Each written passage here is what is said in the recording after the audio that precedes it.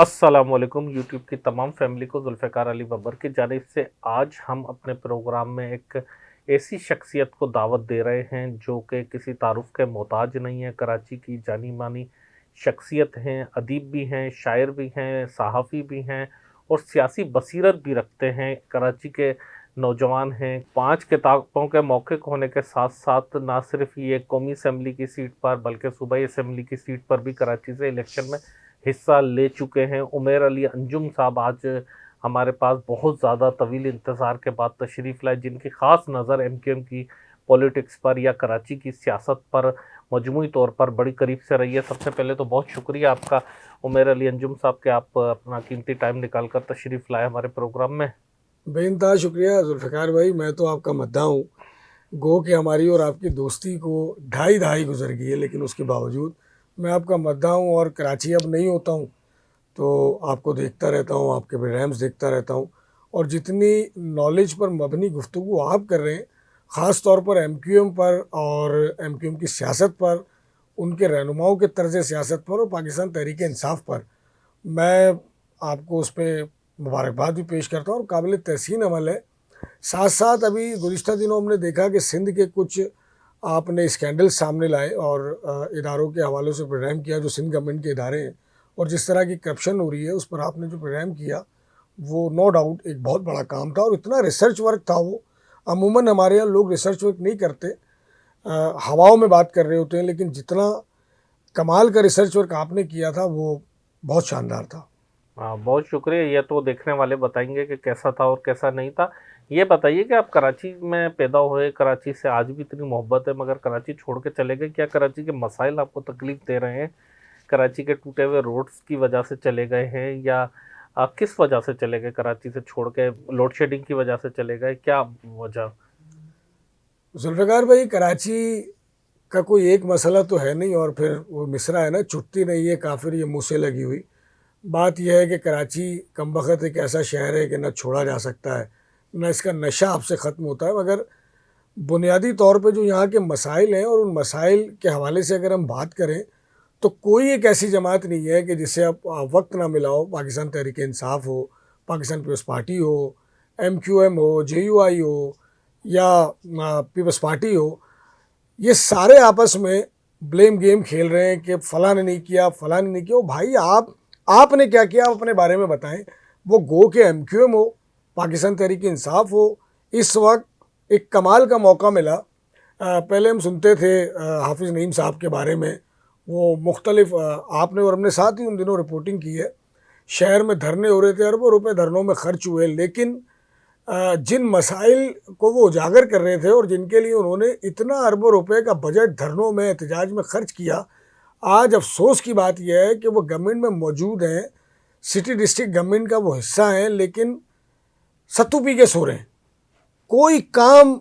अच्छा, फिर आप एमक्यूएम की बात करें तो भाई एमक्यूएम वफाक में तो मौजूद है ना, एमक्यूएम के एमएनएस को फंड्स तो मिले हैं ना, 2-2 अरब 1.5-1.5 अरब रुपए जो भी उनको, मैं कह रहा हूँ 50 करोड़ रुपए मिला।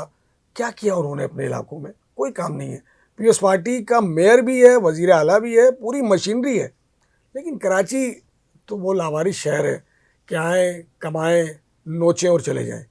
तो क्या हल है कराची का? क्योंकि आपने, मैं भले आप बहुत अच्छे एक शायर भी हैं, आपने किताबें भी लिखी और सियासत पर भी आपकी बड़ी गहरी नज़र है, लेकिन उसके साथ साथ आपने कम से कम 2 दिहाई एमक्यूएम की बीट कवर की, चाहे वो अखबारात का ज़माना था, नवाए वक्त का था, फिर एक्सप्रेस अखबार का चैनल्स में आपने किया, तो तमाम मीडिया के शोबों में आपने काम किया। तो अब आप एमक्यूएम की सियासत को किस तरह देख रहे हैं? जो बातचीत की खास तौर पर बातें हो रही हैं अल्ताफ़ हुसैन साहब की एमक्यूएम पाकिस्तान में धड़ेबंदी होगी, क्योंकि आपसे ज़्यादा गहरी नज़र मैं नहीं समझता कि कोई एमक्यूएम की सियासत पर रख सकता है या कोई समझ सकता है, मुझ समेत। जुल्फ़िकार भाई, मैं बहुत तवील भी गुफ्तगू कर सकता हूँ, मगर इसका बहुत छोटा सा जवाब यह है कि आपने देखा है किसी को एमक्यूएम के हवाले से आज बात करते हुए? एमक्यूएम से किसी को गिला भी नहीं है आज। एमक्यूएम को लोग भूल चुके हैं। हाँ, 2016 से पहले की अगर आप एमक्यूएम की बात करेंगे ना, तो लोग गिला करते थे, शिकायत करते थे कि एमक्यूएम ने इस यूसी में ये काम नहीं किया, फलां टाउन में नहीं किया, फलां शहर के कॉन्स्टिट्यूंसी में ये काम नहीं किया, इनका एमपी एमएनए मौजूद है। आज तो लोग गिला भी नहीं करते। एमक्यूएम को इस कदर शिद्दत से लोग मुस्तरद कर चुके हैं। और आपने सवाल किया कि धड़ेबंदी हो चुकी है। धड़ेबंदी जनाब, धड़ेबंदी कैसी नहीं होगी। MQM प्योर एक गरीबों की मुतवस्सित तबके की जमात थी। आपने अभी शुरू में अपने इंट्रो में तारुफ कराया कि मैं रुकन कौमी और सूबाई असम्बली का इलेक्शन 2024 में PS 98 से मैं भी उम्मीदवार था और मुझे कोई गिला नहीं है। लेकिन आप तो विड्रॉ कर गए थे उसी MQM के लिए कि मैं अपनी कौम के लिए, अपने शहर के लिए, शायद उसकी तरक्की के लिए आपने इसीलिए अपनी सीट छोड़ दी है, अपने असेंबली में जाने का ख्वाब, जो कि आप काफ़ी मकबूल भी थे, शायद जा भी सकते थे। ये खबर किसी दुश्मन की पहुंचाई हुई है, ऐसा नहीं था जुल्फ़िकार भाई। मुझसे एक साहब हैं जिनके लिए कहा गया, राब्ता कमेटी की आखिरी दिन जब मीटिंग हुई तो ये बात मैंने कभी नहीं ऑनर की, लेकिन आज कर रहा हूँ। मेरा नाम फाइनल था, चूँकि मैंने आपसे कहा ना कि ये जमात अब मुतवस्सित तबके की नहीं बल्कि जागीरदारों की है। ये जमात या आप MQM के बारे में बात करें, जागीरदारों की जमात? जी, मैं MQM या के बारे पीपल्स में, पार्टी या किसी और के लिए? MQM जब मैं बिल्कुल MQM के लिए ये बात कर रहा हूँ। अब MQM सेठों की जमात है। आप कोई गरीब आदमी इस वक्त MQM में नहीं देखेंगे। पिछले दिनों रुकन कौमी असम्बली डाले तो हम देखते हैं बड़े बड़े प्रोटोकॉल में जाते हुए। आप मुझे बताएं जुल्फ़िकार भाई, आप आज से 25 बरस कबल भी MQM की बीट कवर किया करते थे। हमने और आपने देखा है इसी सिंध असम्बली में लोगों को बसेस से उतरते हुए, बिल्कुल बिल्कुल, रिक्शों पे आते हुए, मोटर बाइक से पीछे उतरते हुए। बिल्कुल, वो तो ज़माना लग चुका है। तो मुझे कहा गया कि जनाब आपका नाम फाइनल है, आप अपनी तैयारी करें। बहरहाल राब्ता कमेटी की आखिरी दिन जो मीटिंग हुई उसमें अचानक रातों रात मेरा नाम निकाला गया। गिला नहीं है मुझे तो ये खुशी है कि मुझे वो तो नाम कौन से ग्रुप ने निकाला, अगर बताना चाहें? क्योंकि वहाँ पर भी धड़ेबंदियाँ है ना। डॉक्टर साहब एक फैसला करते हैं, यानी कि खालिद मकबूल सिद्दीकी, तो उनका फैसला इम्प्लीमेंट नहीं हो पाता। नीचे से जो आपके डिप्टी कन्वीनियर हैं वो उस पर अमल नहीं करते। और ये बातें कहाँ तक सच है? देखिए जुल्फ़िकार भाई, मुझे तो लगता है कि ना डॉक्टर साहब का कोई फैसला है और ना मुस्तफ़ा कमाल ग्रुप का कोई फैसला है, ना फारूक सत्तार का कोई फैसला तो है। यानी कि जो ऊपर वाले हैं उनका फैसला है। खुदा जाने कि फैसला किनका है, क्योंकि MQM अब एक नहीं, नई बात करने खुदा लगी के बंदे भी कुछ जानते हैं। तो MQM वो तो फिर ऊपर ही उंगली उठाते हैं। MQM अब एक नई बात करने लगी। आप उनसे अगर किसी का मसला, जैसे कि मैं इस्लामाबाद रहता हूँ, कोई कराची से आता है और हम उनसे कहते हैं कि जनाब आपके पास 2 वजारतें हैं। आज से 6 महीने पहले भी 2 वजारतें थी, साइंस एंड टेक्नोलॉजी नहीं रही, अब हेल्थ और एजुकेशन है। लेट सपोज मैंने कहा जी जुल्फ़िकार साहब आएँ और इनका ये कराची के शहरी है और MQM से प्यार करते हो ना भी करते हो, कराची के शहरी बिल्कुल, इनका फला काम है, ये कर दें। तो एक जवाब होता है बड़ा कमाल का, इन्होंने हमें वोट तो नहीं दिया। अच्छा, ये बात इन्हें भी पता है। अच्छा, वो खुद कहते हैं कि इन्होंने हमें वोट नहीं दिया। हाँ, ये बात इन्हें भी पता है कि हम वोटों से नहीं आए, लेकिन ये नविश्ता दीवार नहीं पढ़ रहे हैं। वो जिसकी जमात थी। एक मिनट, जो आप कह रहे हैं कि यानी कि MQM पाकिस्तान की क़यादत तो किसी भी कराची के शहरी के लिए ये कहते हैं कि इन्होंने हमें वोट नहीं दिया। मेरे सामने मनाजरा कराया MQM की क़यादत का। मैं तो मरकजी रहनुमाओं की बात कर रहा हूँ। फिर असेंबली में किस तरह पहुंच गए? ये तो वो बताएंगे कि उन्होंने कैसी बार्गेनिंग की और नहीं, किनसे बार्गेनिंग की। इस दफ़ा तो माशाल्लाह 24 में तो काफ़ी लीड लेकर पहुंचे। जो 18 में सूरत हाल थी उससे कदरे मुख्तलिफ, क्योंकि बल्दियाती इलेक्शन में नहीं जा पा रहे थे, इसीलिए एंड टाइम पे बाइकआउट किया और इतने अरसे डिले कराते रहे। तो फिर वोट नहीं लिया तो फिर कैसे आ गए? अच्छा, बड़ी मज़ाक़ समझता नहीं तो मुझे थोड़ा सा आसानी से समझाने की कोशिश करें। बड़ी मज़ाक़ खेज़ बात है। जिस दिन रिजल्ट आया तो MQM की पूरी क़यादत यही हैदराबाद, बल्कि पाकिस्तान हाउस में बैठी हुई थी और मैं गया तो जश्न मनाया जा रहा था। तो जैसे ही मैं एंटर हुआ तो पूरी क़यादत थी। कोई एक ऐसा नाम नहीं है जो उस वक्त मौजूद नहीं था। तमाम धड़ों की पूरी क़यादत ऐसे राउंड टेबल पे बैठी थी, कुछ पीछे बैठे थे। तो फैसल वाडा का एक बयान आ रहा था टेलीविज़न पर और मेरे कहे फिर नहीं रुके। उसमें बयान आ रहा था कि खुदा न खास्ता ऐसा ना हो कि MQM अमेरिका से भी कोई सीट जीत जाए। अच्छा, तो मतलब जहाँ सीटें नहीं खड़ी की या कहीं पर वोट नहीं है ग्राहक अभी रवायती तौर पर, तो जितनी तेजी से जीत रहे थे ये तो सब देख रहे थे। तो ये तो कमाल हुआ। फिर आपके वो सवाल बीच में रह गए थे कि आपने कहा कि मैंने 20 बरस MQM की बीट की है और मैं बिल्कुल यकीनन बहुत ज़्यादा ही की होगी, बल्कि यकीनन आपकी मोहब्बत। मैं एक्सप्रेस और नवाए वक्त समेत मुख्तलिफ TV चैनल से MQM को देखता रहा हूँ, कवर करता रहा हूँ। एक दौर में एक्सप्रेस में रोज़ाना मैं तज़िया लिखता था और जंग में मज़हर अब्बास साहब लिखते थे। तो ये वही दौर था जब एक्सप्रेस बीट कर रहा था जी, जंग को। हाँ जी, बड़ी मोहब्बत आपकी। तो हुआ ये कि जो हमने 2013 से पहले की एमक्यूएम देखी ना, उसमें कोई बड़ा था, कुछ बड़े थे जिनका खौफ था। आज प्रॉब्लम यह है कि एमक्यूएम का हर शख्स बड़ा है। एमक्यूएम में कोई फैसला साजी किसी एक शख्स के हाथ में नहीं है। आप बात करें तो वो किसी और तरफ इशारा करते हैं। अब वो इशारे किस तरफ हैं ये आप भी जानते हैं। ऐसा लगता है कि इनके हाथ में कुछ नहीं, और जिनकी तरफ भी इनके इशारे, मेरी मुराद मुक्तदरा कुव्वत है। ठीक है। तो मुक्तदरा कुव्वतें भी मैं इनको नविश्ता दीवार आपके प्रोग्राम की वसातत से पढ़ाना चाहता हूँ कि वो कुव्वतें भी उस वक्त आप पर हाथ रखती हैं जब आपका कारकुन आपके पीछे खड़ा जब हो। कुछ होता है आप में जी, दमखम। वरना हकीकी के पीछे भी कोई खड़ा हो जाता, पीएसपी आई थी उसके पीछे कोई खड़ा हो जाता। तो ऐसा ही है, ऐसा ही है। इस वक्त तो बहुत बुरा हाल है, जूतों में दाल बट रही है। देखें, हमारी भी कारकुनान से या सपोर्टर्स से एमक्यूएम के से बात होती है, तो जो लोग सपोर्ट करते हैं, मैं उनकी बात कर रहा हूँ, तो वो या तो अल्ताफ हुसैन साहब का मुंह देख के करते हैं आज भी, या फिर वो पतंग का निशान से उनको रोमांस से एक, या एमक्यूएम का जो झंडा है कलर है उससे एक रोमांस एक उनको लगाव है, जो चाहते ना चाहते हुए गालियां देते हुए भी भले जाते हैं तो वहाँ पर पोलिंग बूथ में जाके स्टैंप लगा के आ जाते हैं वहाँ पर। ऐसा ही है, वो किसी शख्सियत की आज बुनियाद पर जो एमक्यूएम मौजूदा है, इसमें से मैं नहीं समझता कि किसी शख्सियत की बुनियाद पर वोट पड़ता होगा। आप क्या समझते हैं इस हवाले से? सर मैं समझता हूँ कि आप अल्ताफ हुसैन साहब की बात कर रहे हैं, उन समेत तेल आज तक जितनी क़यादत है एमक्यूएम की, इन्हें इस शहर का ये मिजाज समझ में आ गया है कि लोगों का अगर मसला हल कर दिया ना, तो फिर लोगों के जहन में ना अल्ताफ साहब रहेंगे ना एमक्यूएम रहेगी। तो वो सिलसिला चला रहा है। इन्हें बहुत भरपूर वक्त मिला मुख्तलिफ अदवार में, और आज भी इनकी पाँचों उंगलियां घी में और सर कढ़ाई में। इतनी तो ज़रूर है जुल्फ़िकार साहब कि ये कराची, हैदराबाद और शहरी सिंध के मसले हल कर दें। ये मुझे साबित कर दें कि इन्होंने किसी कराची के शहरी की नौकरी लगवाई हो। इनके पास इसी टर्म में मुख्तलिफ 3 वजारतें रही हैं। एक वजारत में भी किसी शहरी की नौकरी लगवाई हो, किसी के लिए यहाँ अस्पताल खोला हो, किसी को तालीमी इदारे खोल के दिए हो, जो काम कर रहे हैं वो इतना आर्टिफिशियल काम है कि जब ये उतरेंगे वजारतों से, क्योंकि मैं वहाँ के हलकों में मौजूद हूँ, वहाँ की ब्यूरोक्रेसी के साथ मेरा उठना बैठना, वो कहते हैं भाई ठीक है जो कुछ ये कर रहे हैं, इनके जाने के बाद इनके तमाम मंसूबे ढह जाएंगे। यानी कि आर्जी, आप यूँ कहना चाह रहे हैं कि ट्रांसफ़र करवा लिया, पोस्टिंग ले ली, ठेका ले लिया, बस यहीं तक चीज़ चल रही है जो ख़त्म हो सकती है कभी भी। सर बात यह है कि आपने मुझसे कहा कि झंडा और पतंग, मैं पहले तो उसका पूरा जवाब दे दूं आपको। असल में कराची के शहरियों के पास ये सबको आजमा चुके। इमरान खान ने कहा वज़ीर आज़म कराची से, तो भाई कराची से ही वज़ीर आज़म था और कराची से ही सदर था। उसने बाद में वो ये सीट छोड़ के दूसरी सीट से अपना इंतखाब कराया। गवर्नर यहाँ मौजूद था, यहाँ से 3 वज़ीर थे, कराची को छोड़ दिया। बिल्कुल जी।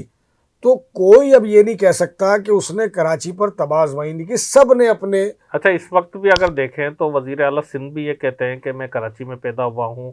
पीपल्स पार्टी के जो चेयरमैन हैं, ज़ाहिर है बासर हैं, कोलिशन में हैं, तो वो भी कराची में पैदा हुए हैं। तो इस हिसाब से देखा जाए तो इस वक्त भी कोई कराची, ये जो है आसिफ अली जरदारी साहब भी कहते हैं कि मैं कराची का हूँ। तो मतलब 3 अगर अहम शख्सियत मुल्क की आप कह सकते हैं कि कराची से इस वक्त भी हैं, एमक्यूएम की क़यादत के अलावा भी।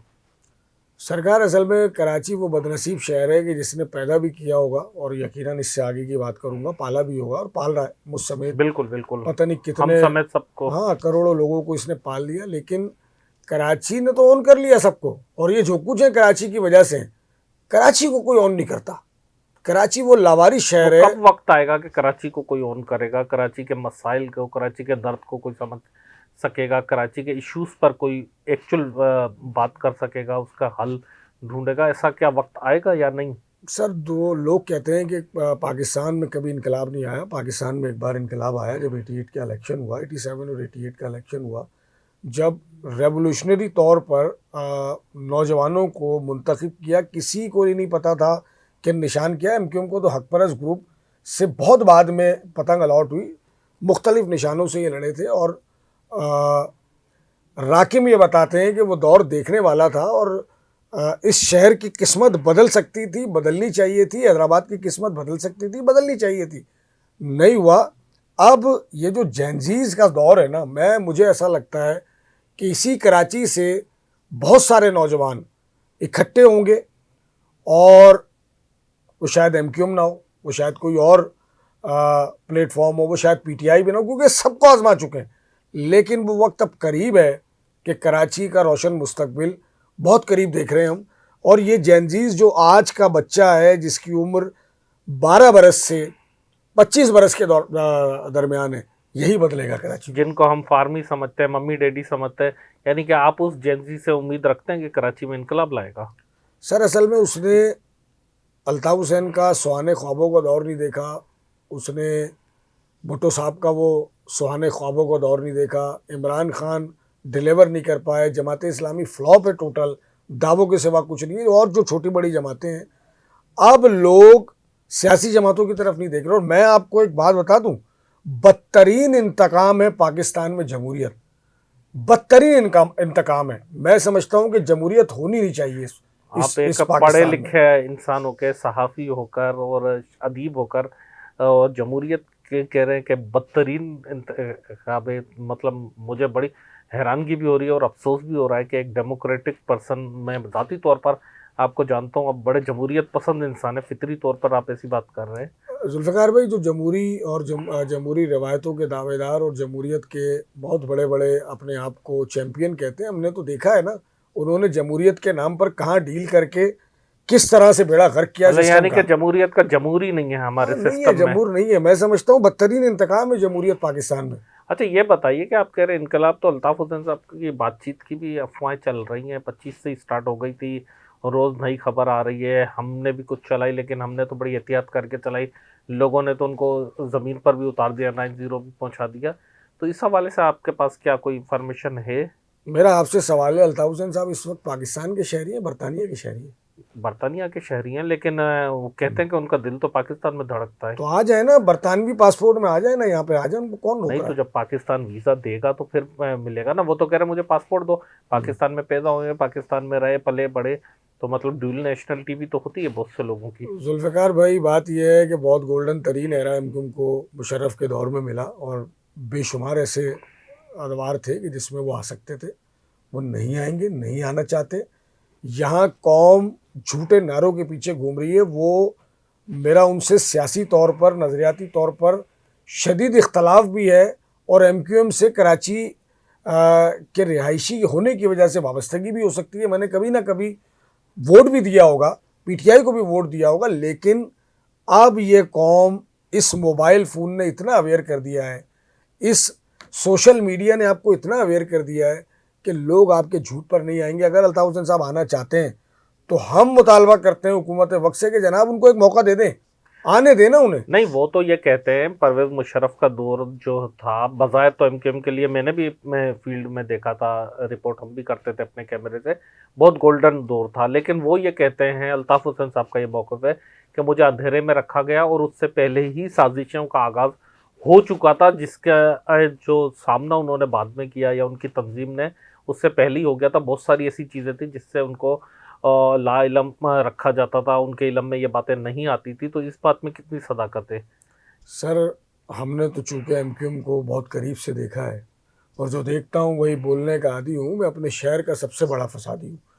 बात यह है कि एमक्यूएम का मैकेनिज़्म आपने भी देखा है जुल्फ़िकार भाई, कि अल्ताफ़ साहब अपने एक एक कारकुन से, उनके पास नंबर मौजूद थे, वो रहनुमाओं की, अच्छा वो जो 2013 में पिटाई हुई है जिसमें मुस्तफ़ा कमाल साहब और पीएसपी के बेशतर रहनुमा और इस वक्त मौजूद एमक्यूएम के मुख्तलिफ धड़ों के लोग जो भाग गए थे, बिल्कुल। तो वो कारकुनान के कहने पे पिटाई लगाई ना, तो 8 साल इनके पास मुस्तकिल सूबे में इक़्तिदार रहा, शहरी हुकूमतें रहीं सूबे के बेशतर शहरों की, और वफाक में मौजूद है। बाइख्तियार रही, और चीफ मिनिस्टर भी नहीं बोलता था कराची हैदराबाद के मामलात में, अरबाब रहीम साहब होते थे। मुझे याद है, मेरा भी सारा दिन तकरीबन वज़ीर आला हाउस और गवर्नर हाउस में गुजरता था, दिन में 5 से 7 दफ़ा जाना होता था, रूटीन थी ये हमारी।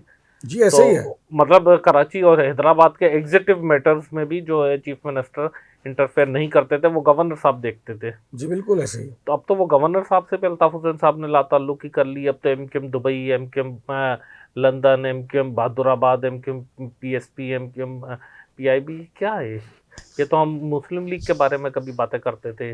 देखें अभी तो पता नहीं और कौन कौन सी कॉलोनियाँ बनेंगी एमक्यूएम में। जो हालत एमक्यूएम की है और खुदा खैर करे। कहा जा रहा है कि बन चुकी हैं, सिर्फ अनाउंसमेंट होना बाकी है। देखें, आपस में तो ये बहुत नफरत करते हैं एक दूसरे से।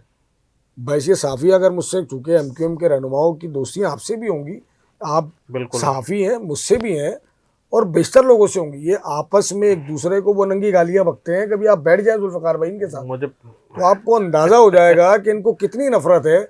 इनके अपने मसाइल हल होंगे तो ये कौम के मसाइल हल करेंगे ना जनाब। आप मुझे बताएं, इनको पीपल्स पार्टी से लड़ना चाहिए था अपने हुकूक लेने के लिए और शहरियों को देने के लिए, ये आपस में लड़ रहे हैं। सर, अगर आप इजाज़त दें तो मुझे जो इन्फॉर्मेशन है, कई दफ़ा ऐसा हुआ है मकामी सतह पर, बड़े फैसला साजी में नहीं, मकामी सतह पर इनके इख्तलाफात कई दफ़ा पीपल्स पार्टी वालों ने हल करवाए। लोकल सतह पर इनके आपसी इख्तलाफात इतने ज़्यादा रहे।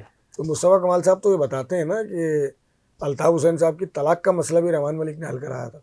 तो ये तो आज की बात नहीं है, तो बहुत देर से चली आ रही है कहानी। नहीं चले, अल्ताफ़ हुसैन साहब की तलाक का तो वो तो उनका पर्सनल फैमिली मैटर हो गया। उसको मुस्तफ़ा कमाल साहब ने कहा ठीक है, उनकी अपनी तबीयत है, वो पर्सनल लाइफ में लोगों की डिस्कस करते हैं। मेरा ख्याल है कि हमें मुनासिब नहीं लगता कि हम उनकी जोजा के, उनकी बच्ची के, उनकी तलाक, उनकी फैमिली के बारे में डिस्कस करें।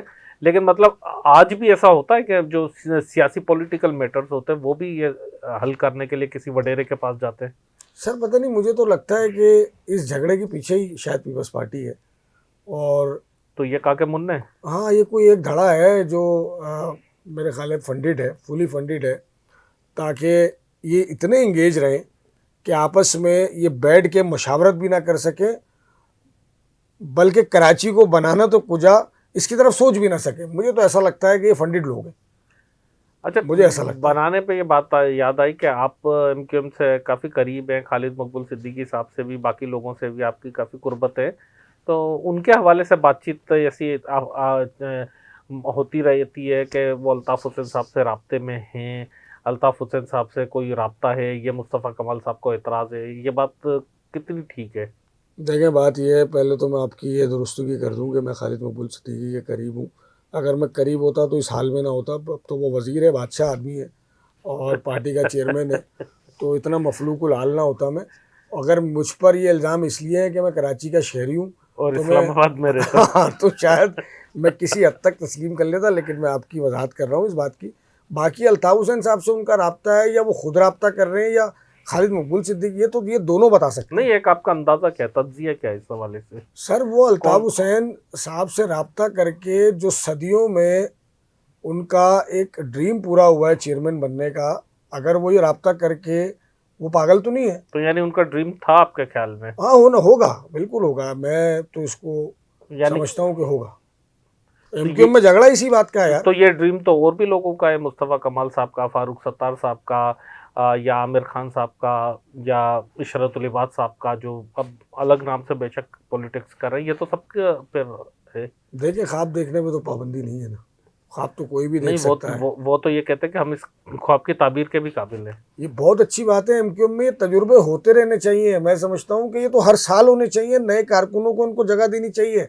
हर साल कोई नया चेयरमैन आए। भाई 92 में एमक्यूएम की तारीख ये बताती है कि अल्ताफ़ हुसैन के जाने के बाद राब्ता कमेटी का क़याम अमल में आया कि हम राब्ता कर सकें। उसकी उसकी दरमियान में दलील ये देते हैं, क्योंकि एमक्यूएम वालों के पास दलीलें बहुत हैं। तो आप उनसे कोई भी बात करेंगे ना, वो गलत भी कर जाएंगे, आपको दलील देके वो कायल करने की कोशिश करेंगे। वो कहते हैं राब्ता कमेटी का मकसद ये था कि अल्ताफ़ साहब से या मरकज़ी क़यादत से राब्ता हो सके। तो भाई वो तवीलुल मुद्दत ये सिलसिला चलता रहा। 2022-23 में जाके स्ट्रक्चर पर काम हुआ और एक चेयरमैन मुंतखब हो गया, 10 रुकनी कमेटी आ गई।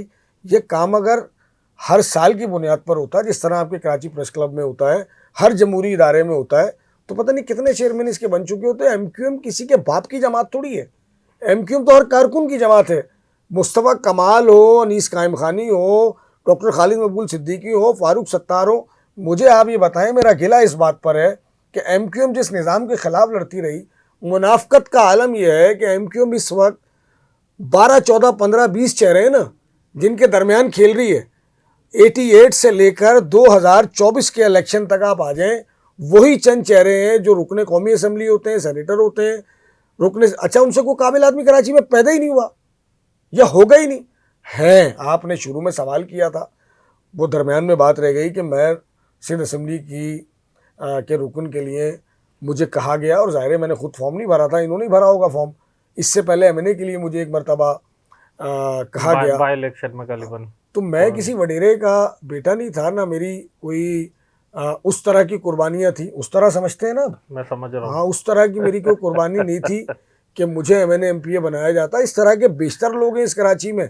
मैं इस वक्त समझता हूँ एमक्यूएम का सबसे बेहतरीन स्ट्रक्चर का हल, एमक्यूएम का एक दौर में एक स्ट्रक्चर होता था महाजिर राब्ता काउंसिल, जिसमें सेनेटर इश्तियाक अज़हर, वसीम नदवी साहब और इस तरह के बड़े ब्रेन थे, दिमाग थे कि जो इस शहर के अदीब थे, दानिश्वर थे, उस्ताद थे, वो बैठकर इनकी सुलह कराया करते थे। और दरमियान में अगर कोई खलीज पैदा हो जाती थी तो वो ख़त्म कराया करते थे। उसकी ऐसा ज़रूरत है। अब वो एक आदमी चला रहा है, कोई सक्खर से आया हुआ कोई बंदानी, जिसका मेरे ख्याल है शहर के सियासी सिनेरियो से या सियासत से कोई दूर दूर तक ताल्लुक़ नहीं है। कोई लोग लेकर आए या बहुत बड़े लोग हैं, ये शहर दानिश्वरों से भरा पड़ा है, बिल्कुल शायरों से भरा पड़ा है, जय साफ़ी है इस शहर में, जिनकी एमक्यूएम पर, एमक्यूएम की पॉलिटिक्स पर शदीद गहरी नज़र है। लेकिन नहीं, मसला यह है कि आप किसी तीसरे आदमी को एंटर कर देंगे तो इनका दाना पानी बंद हो जाएगा जनाब। अच्छा, शायर का आपने कहा, तो शायर तो आप खुद भी बहुत अच्छे हैं और कराची के हालात पर और इस पर आप शायरी करते रहते, तो इस पर आपका कोई अभी ताज़ा शायर है या कोई ऐसा जो हमारे नाजरीन सुन सकें आपका शेर इस हवाले से? हाँ, मैं 2 शेर सुनाता हूँ आपको, 3 शेर सुनाता हूँ। वो अरे एमक्यूएम की सियासत पे ही है। बड़ी मेहरबानी आपकी। मोहब्बत आपकी कि आप 13 में हैं, आपकी इजाज़त से। जी, आप 13 में हैं न 3 में हैं। आप 13 में हैं न 3 में हैं। आप रहते जो आस्तीन में हैं। क्या बात है। आप 13 में हैं न 3 में हैं, आप रहते जो आस्तीन में हैं। आपकी सबके साथ बनती है। अच्छा, आपकी सबके साथ बनती है। आप शामिल मुनाफिकीन में। क्या कहने, क्या आपकी सबके साथ बनती है, आप शामिल मुनाफिकीन में हैं। यही खालिक है इस तमाशे के, अब जो बैठे तमाशबीन में। अब जो बैठे तमाशबीन में। हम महाजिर हैं, बड़ी मोहब्बत, हम महाजिर हैं लेकिन अपनी जड़ें इसी धरती, इसी ज़मीन में है। बहुत खूब, बहुत खूब, बहुत खूब, बड़ी मोहब्बत। दूसरा भी आप कह रहे थे, अगर इस हवाले से हो जिससे लोगों को खून गर्म हो सके, क्योंकि आप तो एक बड़े जाने माने शायर हैं, आपके सैकड़ों अशार हैं, आपकी किताबें हैं, आपके आर्टिकल्स हैं, आपके जो है तज्ज़िये हैं, तहरीरें हैं, जो कि एक हमारी कौम के लिए फ़ायदेमंद साबित हो सकता है। उसमें से एक आधा कोई ऐसा अशार और हो जो हमारे लोगों को, नौजवानों को उस चीज़ की तरफ ले जा सके कि जो हमारे हालात है उससे निकलने की तरफ।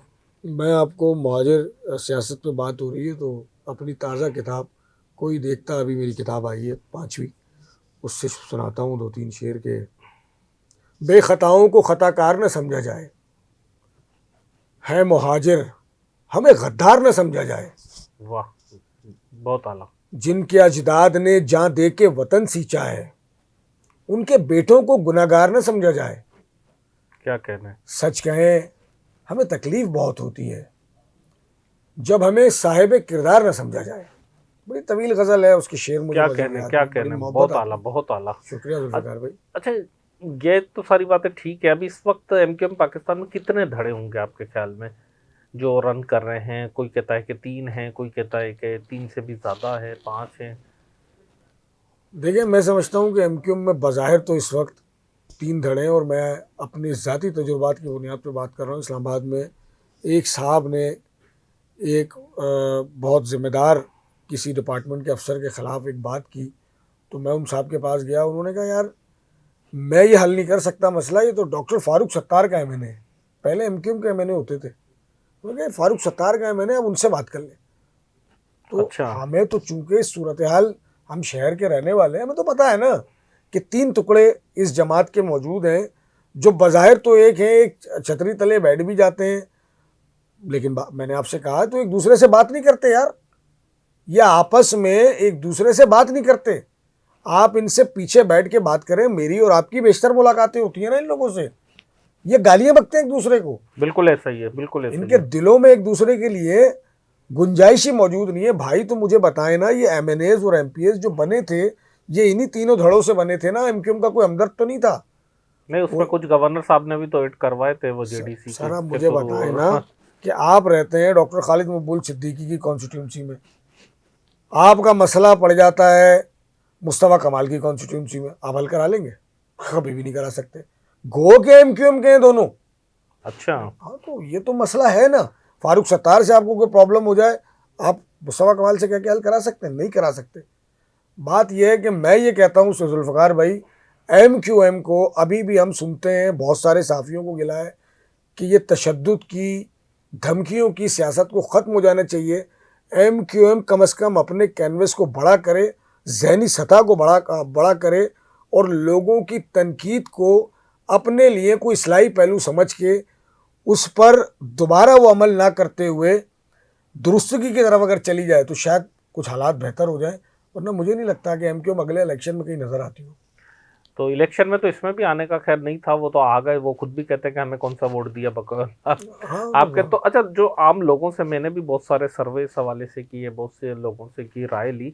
लोगों की जो ख्वाहिश मैं बता रहा हूँ, ये कोई मतलब वो नहीं है कि कोई इंफॉर्मेशन, ख्वाहिश लोगों की जो यहाँ के लोग हैं उनकी ख्वाहिश ये कि अल्ताफ़ हुसैन साहब वहाँ से बैठकर भले लीड करें, यहाँ पर लोकल सतह पर कम से कम आफाक अहमद जैसा सीनियर आदमी सारी चीज़ की क़यादत करे और फिर बाकी उसकी अम्ब्रेला के नीचे सारे चलें। तो क्या ऐसा आपके ख्याल में, पहली बात तो मुमकिन है कि ऐसा हो सकता है? ज़ाहिर है वो नहीं हो सकता, इतना आसान नहीं है, और अगर हो जाए तो क्या उससे कोई बेहतरी आएगी या मज़ीद मसाइल बढ़ेंगे? देखिए, मैं आपके सवाल का ना 2-3 हिस्सों में जवाब दूंगा, उम्मीद है कि आप सुनेंगे मेरी बात को। अव्वल तो पहले आपने कहा कि, जैसे कि आपने कहा कि ये खुद नहीं आए, ये मैं नहीं कह रहा। ये कोई इनके पास साइल आ जाए ना काम लेके तो ये कहते हैं कि मैं, हाँ क्या भाई तुमने हमें वोट दिया था? वो बोले हाँ जी दिया था। मैं झूठ बोल रहे हो, हमारे तो इतने वोट थे। तो ये तो इनका जवाब है। आपने आफाक अहमद की बात की। अभी पिछले दिनों एक साफ़ी हमारे इस्लामाबाद के दोस्त हैं, वो PSP का जो दड़ा MQM में शामिल है, इनके रहनुमा है, वो फेडरल मिनिस्टर भी हैं। उन्होंने कोई प्रेस कॉन्फ्रेंस की, उसकी बड़ी गुफ्तगू और धूम थी, और उन्हें भी चाहिए जो लबो लहजा था उनका। और मुझे शर्म है कि मैं एक ऐसी कौम से ताल्लुक़ रखता हूँ जिसका कलम किताब कबीले से ताल्लुक़ है, और उस पर इस किस्म की वल्गर गुफ्तगू, तो वो मेरी भी शनाख्त है, वो आपकी भी शनाख्त है, और कराची के उस बच्चे की शनाख्त है जिसका ताल्लुक़ उर्दू बोलने वाले घरानों से। तो मैंने उनसे एक सवाल किया, मैं आफाक अहमद की बात पर ये बात कर रहा हूँ। मैंने कहा यार मैं सारी बातें मान लेता हूँ, ये कह रहा है कि ये जो कुछ हुआ ये गलत था, अब जो कुछ हम कर रहे हैं ये बिल्कुल ठीक है। तो मैंने कहा यार मुझे ये बता दो कि ये कब तय होगा कि ये पहले गलत था या आज गलत है? मुझे कोई ये बता दे, मुझे कोई डिफ़ाइन कर दे कि जनाब उस वक्त ये सारे रहनुमा मौजूद नहीं थे जब कराची में, हैदराबाद में, सक्खर में, नवाबशाह में, मीरपुर ख़ास में ये सारी तबाही मचाई जा रही थी, तब ये सारे लोग मौजूद नहीं थे? ये सभी तो थे ना, ये सारे ही लोग तो थे ना यार, जो आज बैठ के अपने आप को डिफाइन कर रहे हैं, ये सारे लोग मौजूद थे। उसके बावजूद आज मेरे और आपके जैसे उन लोगों के लिए जो बाशऊर शहरी हैं, जो 20-20 साल, 25-25 साल 90 भादराबाद, कभी PIB कॉलोनी, कभी पाकिस्तान हाउस खड़े होकर इनकी सर्दियों और गर्मियों में रिपोर्टिंग करते रहे, उनको सारे अहवाल देखें। अब ये बोलते वक्त ये भूल जाते हैं कि स्क्रीन पे हम भी देख रहे हैं।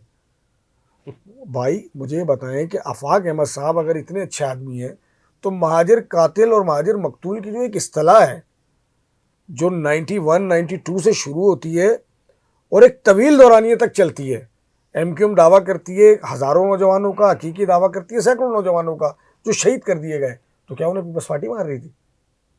तो कौन मार रहा GSM था? मार रही थी, आपस में लड़ रहे थे ना ये। नहीं, GSM से तो चलें, कोई ऐसा इख्तलाफ नहीं रहा, पीपल्स पार्टी से तो MQM का रहा है इख्तलाफ। भाई पीपल्स पार्टी से इख्तलाफ रहा है तो आपस में तो लड़ रहे थे ये। अब आप ये वाली बात थोपने की कोशिश कर सकते पार्टी हैं। इस काबिल नहीं है कि कराची में आके इतना मारे और ये मार खा लें। ये मुझे बताएं, उस दौर में ये तौर पे दिमाग मानता है इस बात को कि उस दौर में कोई आके इन पर बदमाशी कर ले? यार भाई ये तो बिल्कुल नॉनसेंस गुफ्तगू है। आपस में लड़ रहे थे, हाँ कोई सपोर्ट कर सकता है इन्हें, किसी ने इनको पीपल्स पार्टी ने सपोर्ट कर दिया, खाकम बदन, नून ने कर दिया, काफ ने कर दिया, जीम ने कर दिया, फला ने कर दिया, लेकिन ये दूबदू थे ना। तो आज ये जो माफिया तलाफियाँ हैं, कोई इनसे ये सवाल करे कि भाई ये 40 सालों में पहले आप ठीक थे या आप अपनी डूबती नैया को देख के आप ठीक हैं? क्या मतलब क्या बताना चाह रहे हैं? कहना क्या, वो एक डायलॉग है ना अरशद वारसी का, कहना क्या चाहते हो, किसका है वो, इंडियन किसी एक्टर का अरे भाई कहना क्या चाहते अरे हो। भाई कहना क्या चाहते हो, वो मिमिक्री है ना।